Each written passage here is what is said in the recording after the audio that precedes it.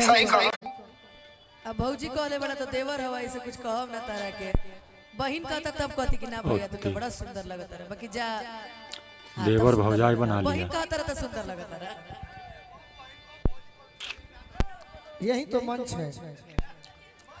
आहो मंच पर कुछ हो कहा सकता। सही बात। तार चाचा हमें मनोज चाचा। मनोरंजन का चीज है मंच।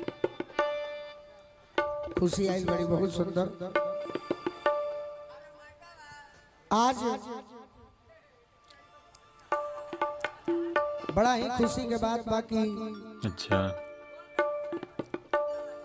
सब किसी कलाकार का कर गोलू गो राजा और अनुपमा यादव सनी भैया के व्यवहार के ऊपर स्टेज से पटना में जब भी हमने के दिक्कत होला हर क्षेत्र में तो सनी भैया हमने के मदद कैले बड़े आज